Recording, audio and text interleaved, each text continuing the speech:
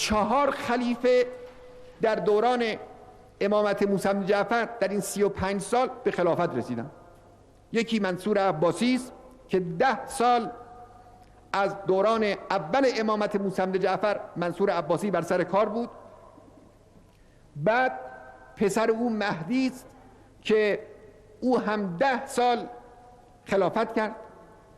بعد پسر مهدی هادی عباسی است که 1 سال خلافت کرد. بعد از او هم هارون الرشید که در حدود 12-13 سال هم از دوران خلافت هارون موسی بن جعفر علیه السلام مشغول دعوت و تبلیغ امامت بودند.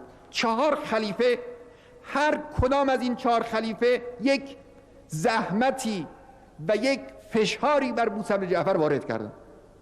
موسی بن جعفر یقینا یک دورانی رو در خفا زندگی می‌کرده، اصلا زندگی زیر زمینی که معلوم نبوده کجاست.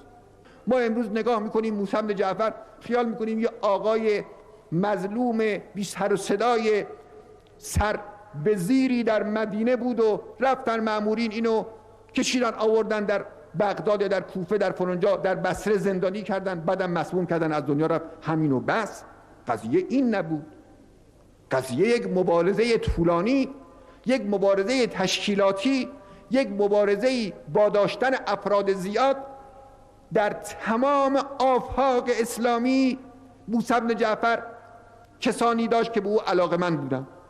اون وقتی که پسر برادر ناخلف موسی بن جعفر که جزو افراد وابسته به دستگاه بود درباره موسی بن جعفر با هارون حرف میزد، تعبیرش این بود که خلیفتان یجبا الیهم الخراج.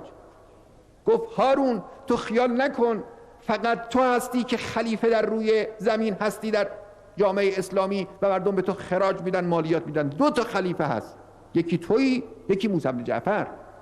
به تو هم مردم مالیات میدن، پول میدن، به موسی بن جعفر هم مالیات میدن، پول میدن. و این یه واقعیت بود.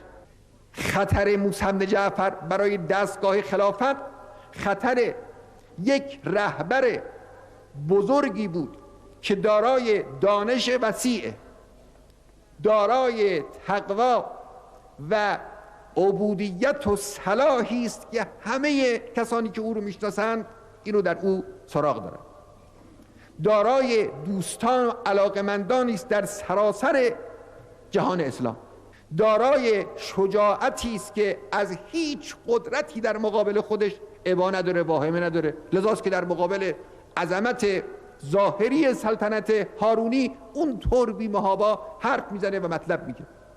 یک چنین شخصیتی مبارز، مجاهد، متصل به خدا، متوکل به خدا، دارای دوستانی در سراسر جهان اسلام و دارای نقشه‌ای برای اینکه حکومت و نظام اسلامی رو پیاده بکنه، این بزرگترین خطر برای حکومت هارونی است. لذا هارون تصمیم گرفت که این خطر رو از پیش پای خودش برداره.